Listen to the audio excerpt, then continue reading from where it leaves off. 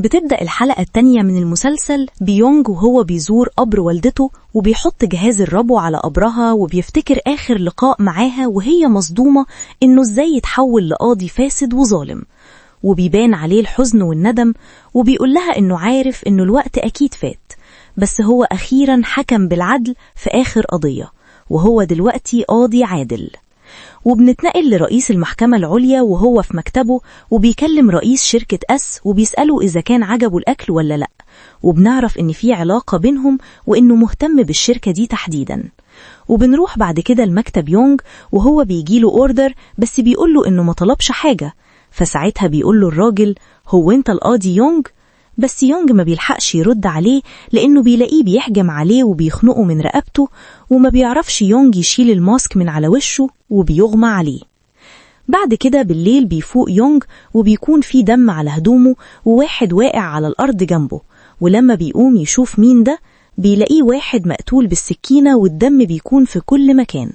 وساعتها بيكلم المدعية العامة جين، فبتسأله جين إذا كان يعرف مين ده، فبيفتح محفظة الراجل وبيقول لها إنه اسمه كيم، فبتفتكر جين ساعتها إن الشخص ده من شركة أس وهو اللي سلمها الفلاشة اللي بتدين الشركة، وبتقوله يخرج من عنده حالا لأن أكيد ده فخ ليه وأكيد بصماته في كل مكان دلوقتي. فبيروح يونج بسرعة على الحمام يغسل إيده من الدم، فبتقوله جين إنه مش هيعرف يحل الموضوع ده لوحده ولازم تساعده.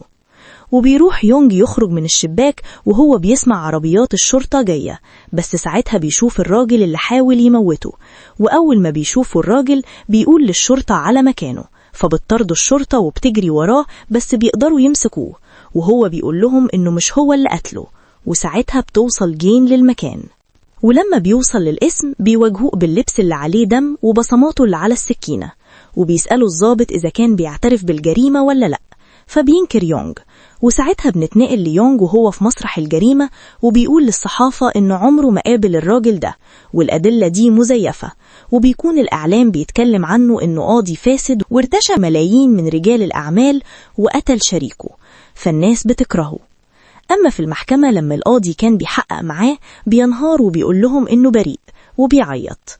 بعد كده القاضي بيوجه كلامه لزوجة كيم المقتول وبيسألها إذا كان زوجها قال لها حاجة عن يونج قبل كده، فبتقوله إنهم سرقوا فلوس مع بعض ولما كانوا هيتكشفوا قام يونج بقتله. أما زوجة يونج فبتعترف إنه كان بياخد رشاوي وبيغسل أموال وإنها لما حاولت تمنعه كان هيطلقها، فبيرد يونج عليها بقانون من قوانين الجرائم الجنائية إن أي حد يقول تصريح كاذب هيعاقب بالسجن 5 سنين. فبيستغرب القاضي من كلامه، ولما بيسأله انت بتقول ايه بيقوله انه بيقول لمراته بالجريمة اللي هي بتعملها دلوقتي، فبتتوتر.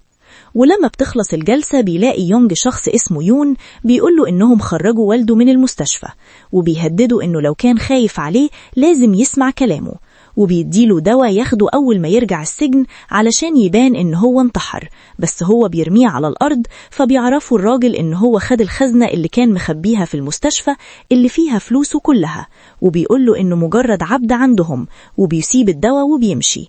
بس بعدها بشوية بنلاقي الحارس شايل يونج على ظهره وبيقول لهم يتصلوا على الإسعاف. ولما بيوصل على المستشفى بيفتح عينيه وبيلبس لبس دكتور وبيهرب من المستشفى، وبيكون ماشي تعبان لأنه بيكون خد جزء بسيط من الدواء. وساعتها الجو كان بيمطر وبيوصل يونج لمكان غريب فيه ناس باين عليهم الفقر والجوع، فبيتصدم يونج من الحال اللي هم فيه. بس فجأة يونج بيلاقي متشرد مسك في رجله وحد بيضربه بالسكينة في رقبته، واللي بيكون نفس الشخص المقنع وبيقوله إن هي دي النهاية. فساعتها يونج بيشوف قدامه رئيس المحكمة العليا وبيبان إن هو اللي باعت الشخص المقنع علشان يقتله، وهو اللي ورا كل اللي حصل له. فبيقع يونج على الأرض وبيقول لنفسه إنه ظلم إنه يموت كده، وكان نفسه يموت على الأقل وهو عادل. وفي الوقت ده بيحصل برق ورعد ويونج بيصحى وبيكون مستغرب وبيشوف قدامه والدته وبتكون زعلانة منه بسبب الحال اللي وصله. ولما بيقرب لها بيلاقي سلسلة في رقبته واللي ماسكها حماه كأنه الكلب بتاعه، فبيعتذر لها يونج وهو بيعيط. ولما بيبص حواليه بيلاقي البنت المريضة، فبيقعد يعتذر لهم وبيقول لهم إنه غلط. وساعتها بتتشال السلسلة من رقبته وبيظهر قدامه شخص شبهه وبيقول له أنت لسه شايف إنك بريء، بس ساعتها بيقول له إنه قاتل وإنه شريك في الشر ومذنب.